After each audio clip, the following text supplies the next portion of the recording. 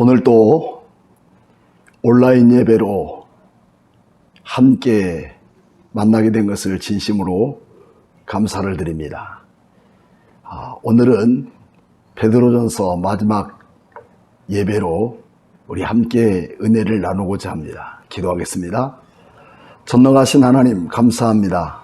주의 큰 은혜와 사랑으로 그동안 우리를 붙들어 주시고 세상 가운데서 우리를 불러서 다시 세상 가운데로 보내는 하나님의 자녀들에게 여러 가지 많은 어려움과 고통이 있을지라도 하나님의 거룩한 나라 손 소망을 갖고 믿음으로 든든히 서서 하나님의 영광을 드러낼 수 있는 능력은 내 힘이 아니라 주의 은혜였습니다.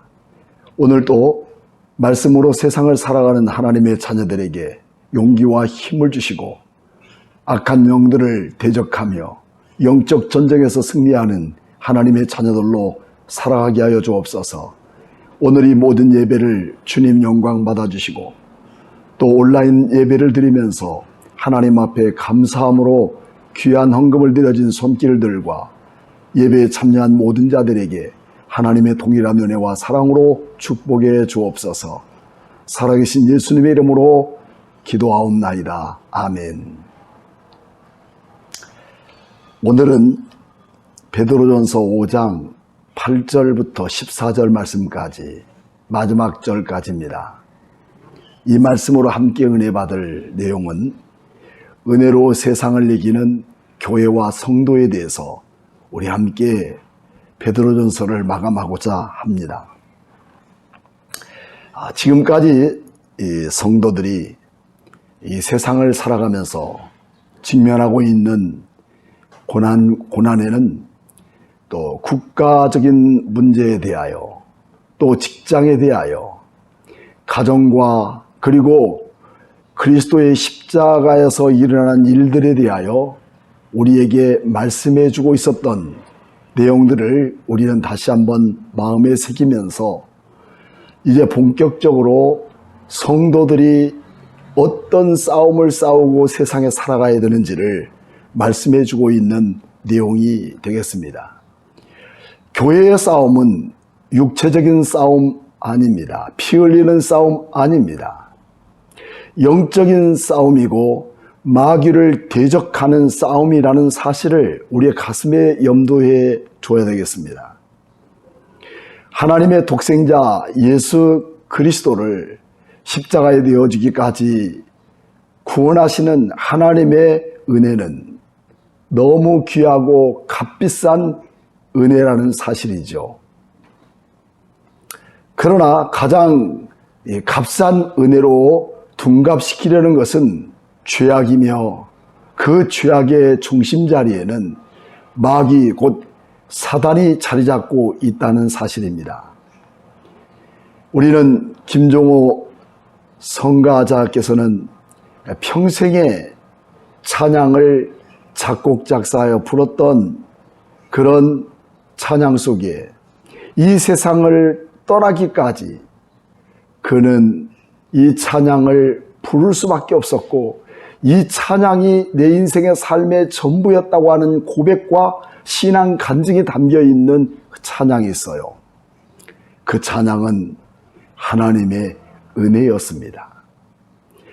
이처럼 평생의 찬양 한 가지로 자기 인생을 살아갈 수밖에 없었던 그 사실은 내 힘과 내 능력이 아니라 하나님이 우리를 붙드시고 하나님이 우리를 지키시고 우리 하나님께서 우리를 강하게 하셔서 악하게 세상 가운데 밀려드는 사단의 권세를 이길 수 있는 능력은 내가 아니라 전능하신 우리 하나님의 은혜로 살 수 있었다는 그런 고백입니다. 여러분 어떻습니까? 하나님의 은혜로 구원에 이르게 된 예수 그리스도에 대해서 여러분은 어떻게 생각하십니까? 마귀는 일찍부터 예수 그리스도를 십자가에 못 박는 일에 재미를 붙인 타락한 영적인 존재였습니다.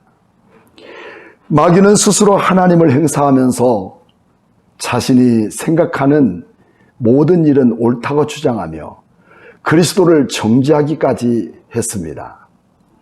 이처럼 마귀는 자신의 의를 주장하고 거짓말과 살인을 일삼는 정체를 십자가의 부활로 인하여서 사단의 입을 틀어 막아놓고 말았습니다. 그러나 마귀는 그것으로 끝나지 않고 아직도 파렴치하게 우는 사자처럼 성도들을 삼키려 할 때 마귀의 전략에 빠져서 허우적거리는 성도들도 종종 보게 된다는 것이죠. 그것은 하나님의 뜻대로 사는 것보다 자기 자신을 주장하는 자기의 합리주의와 자기 중심주의 그 자체가 아니겠습니까? 이들은 자기밖에 보이지 않습니다. 자기 중심에서 떠난 것은 어떤 것도 인정하지 않으려고 하기 때문에 하나님의 말씀이 귀에 들리지 않습니다. 그래서 자신을 돌아보고 회개하려는 노력 그 자체도 없다는 일입니다. 자, 하나님의 은혜라는 것을 우리는 알지 못하고 있다는 사실이죠. 그리고 자신의 노력, 자신의 수단, 그 방법을 갖고 살아가려고 하는 사람들의 생각 그 자체를 갖고 있는 사람들이 곧 사탄에 노출되어 있는 사람들이라고 우리는 쉽게 볼 수 있습니다. 하나님의 나라 백성들은 애굽 땅에서 나와서 시내산까지 와서 율법을 받는데 약 1년이 걸립니다. 그리고 그곳에서 율법을 받을 때까지 하나님은 수없는 하나님 자체의 존재를 내가 누군 줄 아느냐? 너희 하나님이며 나는 너의 하나님이며 너희는 나의 백성이다라고 하는 것을 못 박아두고 하나님의 존재를 그들에게 보여줍니다. 홍해 앞에 선 가로막힌 그 홍해 바다를 가르기도 하시고 불뱀에 물려 죽게 된 사람들에게 노뱀으로 살리시고 하나님의 손길을 맛보게 함으로 인하여서 시내산을 떠나 바란 광야에서는 만나를 먹이기까지 해주시는 하나님의 은혜, 그 모든 것들을 우리에게 아끼지 않으셨던 하나님을 여러분 잘 아십니다.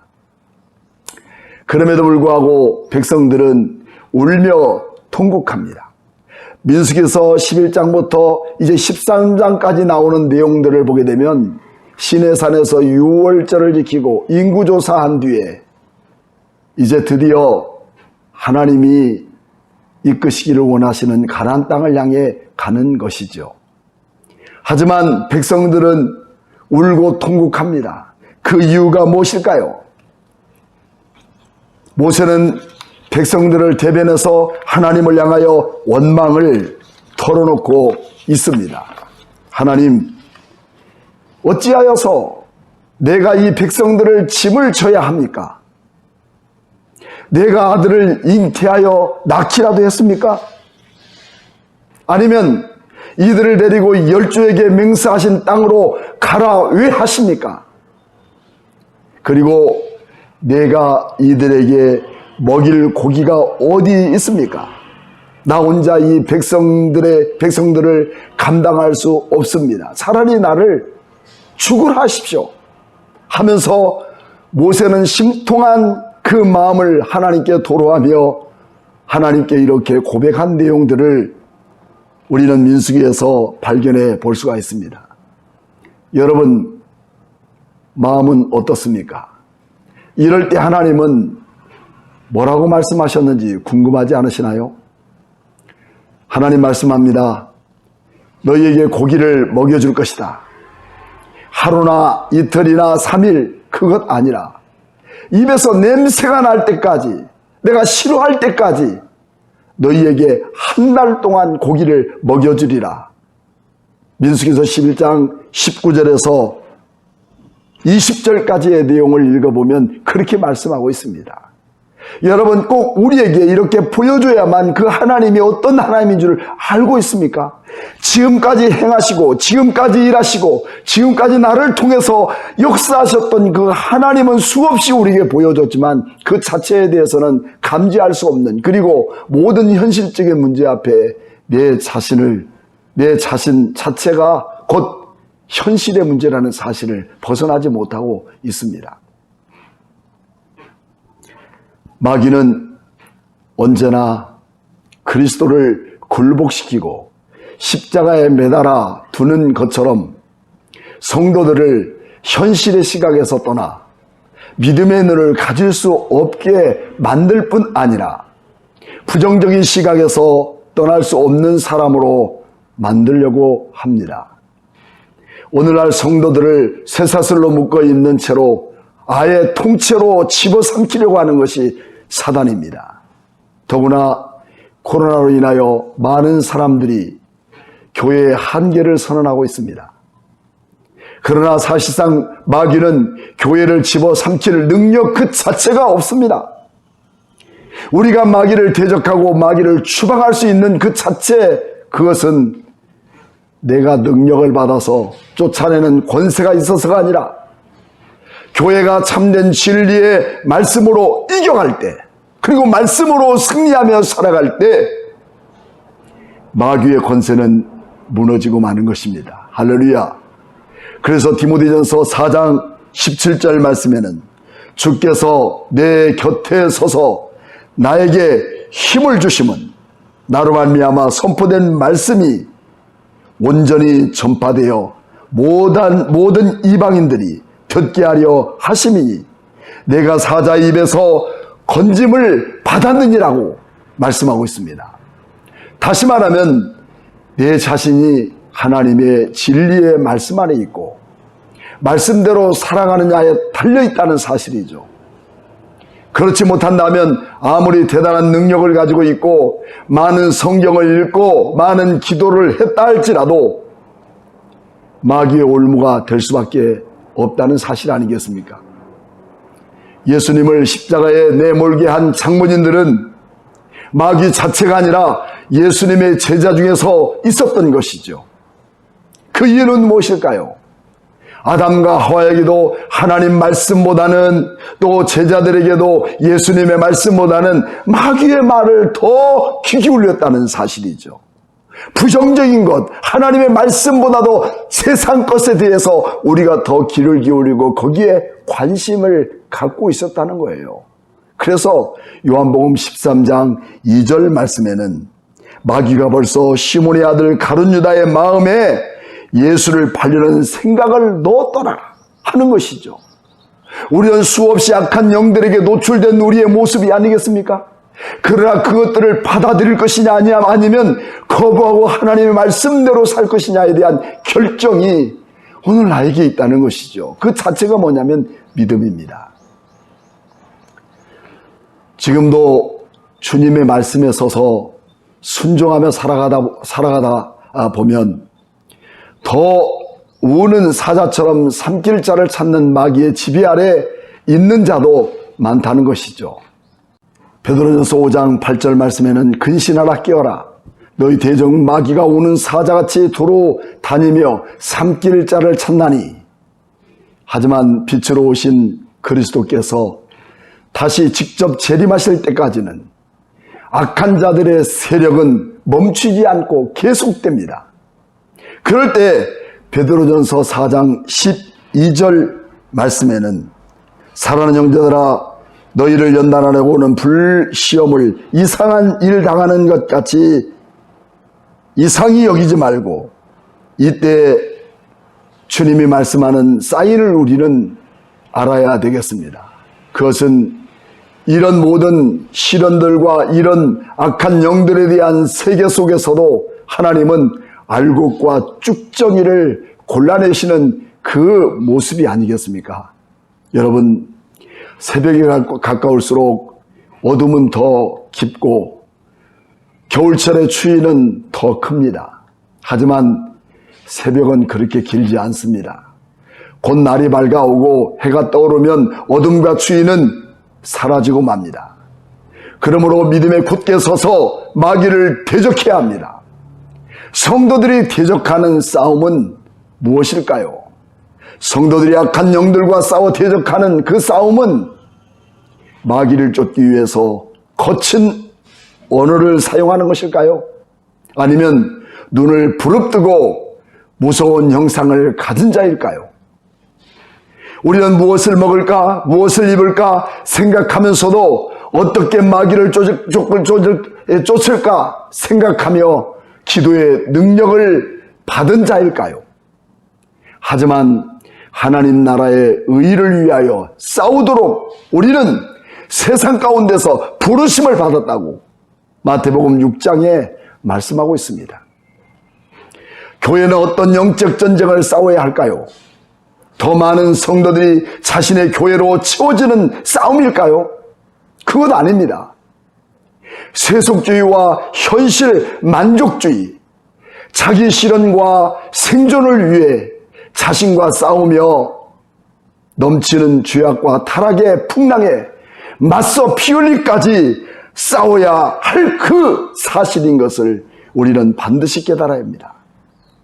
그래서 하나님만을 의지하고 또 십자가의 군병으로 그리스도를 따르기 위한 싸움이며 진리의 말씀을 붙들고 그 말씀만으로 살겠다는 각오와 다짐을 위해서 죽기까지 주님을 따르는 믿음 그 자체를 버리지 않는 그 싸움입니다. 우리는 그래서 어떻게 하면 잘 싸우고 어떻게 하면 전략적으로 싸울 것인가 보다도 더 중요한 것은 싸우는 성도는 바르게 싸워야 돼요. 진리의 말씀대로 싸워야 돼요. 변칙이 아닙니다. 하나님 말씀 속에 하나님 말씀 안에 살아가는 성도의 삶이 진짜 영적 전쟁을 치르는 사람들입니다. 주님께서 명령한 싸움, 우리는 그 싸움을 싸워야 합니다. 그것은 우리가 싸워야 할 싸움 그 자체, 육신의 싸움이 아니라 하나님의 은혜 아래 있어야 된다는 사실입니다. 내 힘이 아니고요. 오직 하나님의 은혜뿐이구나. 그래서 하나님의 은혜가 아니면 살 수 없구나 하는 간절한 우리의 신앙적 고백 그 터 위에서 우리는 살아야 된다는 것이죠. 그러므로 우리는 10절부터 마지막 11절까지의 내용을 보게 되면 이 모든 것은 하나님의 은혜라고 우리가 볼 수 있습니다. 하나님의 은혜입니다. 그렇습니다.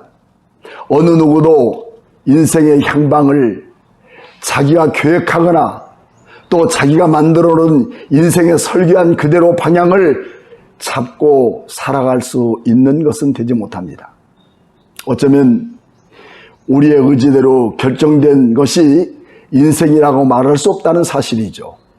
그래서 오늘 본문 10절에는 모든 은혜의 하나님 곧 그리스도 안에서 너희를 부르사 자기의 영원한 영광에 들어가게 하신 이가 잠깐 고난을 당한 너희를 친히 온전하게 하시며 굳건하게 하시며 강하게 하시며 털을 경고케 하시리라, 이렇게 말씀하고 있는 것입니다. 여러분, 우리는 이처럼 성도들의 삶에 있어서 매우 중요하고 또 결정적인 그 자체는 우리는 전적으로 부패하고 타락한 존재라는 사실이죠. 그런 우리를 하나님이 부르심에 관하여 거부할 수 없는 불가항력적 은혜라고 칼빈은 그의 강요에서 말하고 있습니다. 하나님의 은혜는 여기서 멈추지 않습니다. 모든 은혜, 곧 본문의 말씀 보니까 모든 은혜의 하나님이라고 말씀하고 있습니다. 그렇습니다. 우리의 삶의 모든 것은 하나님의 은혜 아니고서는 내 힘과 방법과 수단으로 살아갈 수 없다는 것을 우리는 베드로전서 마지막에 종지부를 찍고 있다는 사실이에요. 그래서 베드로전서에서 하나님이 교회와 성도들을 통치하시고 주관자가 되시며 주님이 교회를 붙드시고 인도하신다는 사실이죠. 그러므로 참된 신앙을 소유하고 있는 성도들은 은혜로 시작되고 은혜로 진행되고 은혜로 완성되어져 가야 합니다. 그렇다면 은혜가 무엇일까요? 은혜는 여러분이 잘 아는 것처럼 카리스라는 명사로서 자비로운 선물이란 뜻입니다. 그렇습니다. 우리가 대단한 존재여서가 아니라 하나님의 자비와 긍휼하심으로 우리를 세상에서 불러내시고 하나님 나라의 소망을 선물로 주시기 위해서 이 땅에서 행하시는 하나님의 은혜의 행위입니다. 그 은혜로 살아가는 우리에게도 잠깐 고난당하는 너희를 이라고 말씀하고 있지 않습니까? 그렇습니다. 잠시 받는 고난을 통해서 하시는 하나님의 사역이 있다는 것이죠. 그 고난을 통해서 본문에는 세 가지의 동사를 기록한 내용을 우리는 찾아볼 수가 있어요. 첫째는 나를 온전케 하는 동사입니다. 나를 온전케 합니다.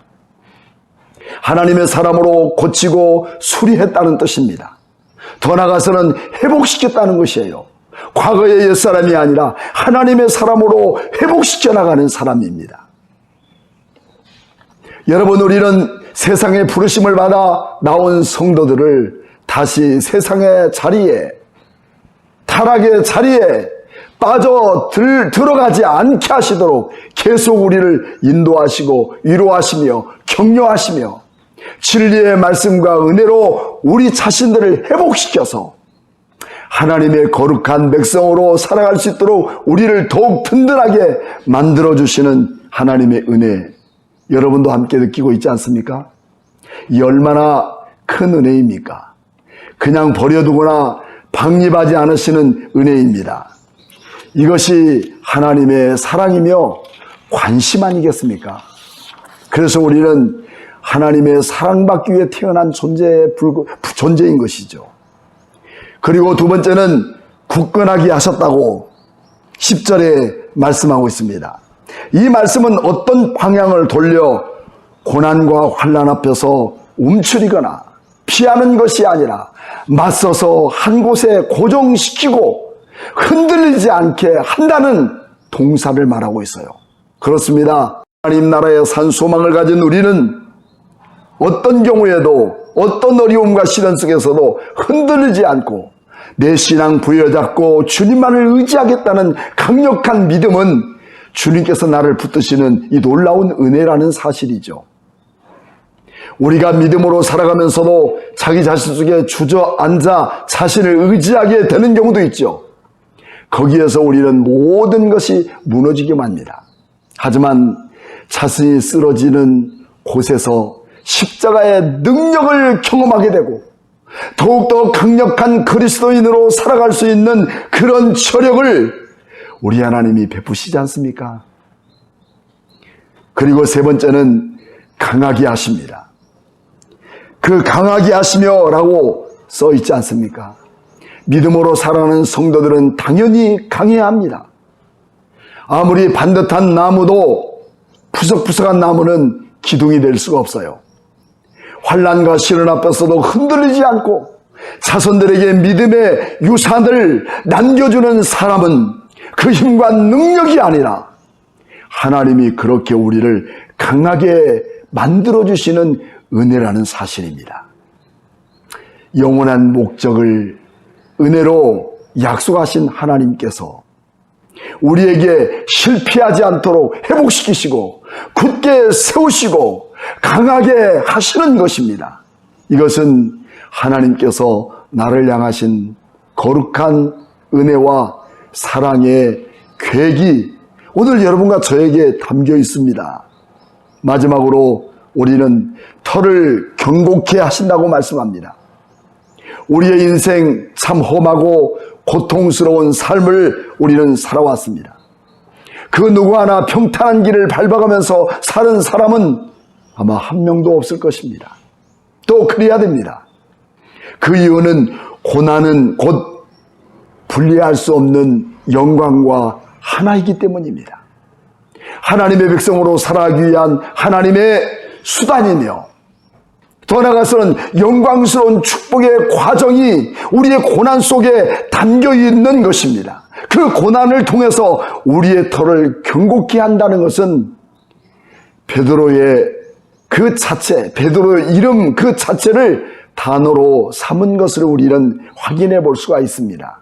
그래서 마태복음 7장 25절 말씀에는 비가 내리고 창수가 나고 바람이 불어 그 집에 부딪히되 무너지지 아니하나니 이는 그 주초를 무엇으로요? 반석 위에 세운 까닭이라고 말했습니다. 우리 평생 예수 믿고 주님을 의지하고 주님의 은혜로 살아가는 것은 내가 대단해서가 아니라 주님이 나를 이처럼 그 주초를 반석 위에 놓아주신 은혜 그 자체입니다. 그래서 주님은 베드로에게 너는 반석이라, 베드로라, 반석이다, 바위다 라고 이름을 주어준 것 아니겠습니까? 마태복음 16장 18절 말씀에 또 내게 이르노니 너는 베드로라. 내가 이 반석 위에 뭘 세웁니까? 교회를 세우르니 악한 영들의 음부의 세계가 이기지 못하게 하리라 하고 못 박아두었습니다. 그렇습니다. 여러분, 이 세상을 살아가는 동안에 마귀의 권세가 음부의 권세를 이기지 못하게 하는 이름, 그 이름은 터가 경고케 하고 실수가 없으시고 신실하신 하나님이 우리에게 반석 위에 교회를 세우시고 하나님 나라의 기둥되게 하시고 세상의 한복판을 살아가는 동안 서로 무난하고 위로하게 하고 또 더 나아가서 용기를 주는 성도들이 십자가의 은혜로 산 소망을 가지고 이 세상을 살아가도록 하나님은 축복해 주셨다는 사실을 오늘 베드로전서 마지막에 못 박아두고 있습니다. 그래서 14절 마지막 절에는 그렇게 말합니다. 너희는 사랑에 입맞추고 서로 무난하라. 그리스도 안에 있는 너의 모든 이에게 평강이 있을지어다. 맞습니다.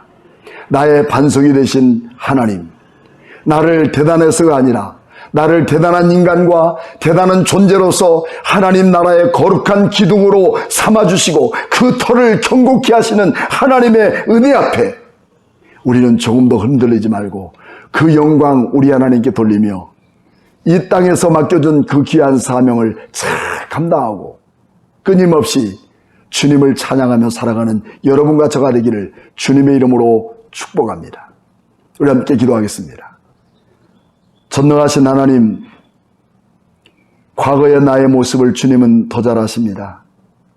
내가 어떤 사람이었는지, 무엇을 행했는지, 또 어떻게 살았는지를 조목조목 누구보다도, 아니 나보다도 더 잘 아시는 주님, 그럼에도 불구하고 나를 내쳐내지 않으시고 악한 영들과 그리고 사탄의 권세 앞에 우리를 굳게 서게 하시고 자랑할 만한 하나님 나라의 백성으로 또 기둥으로 반듯하게 서나갈 수 있는 이 큰 은혜를 다시 우리로 회복시켜 주신 우리 하나님 아버지, 우리의 남은 때를 주를 위해 살기를 원합니다.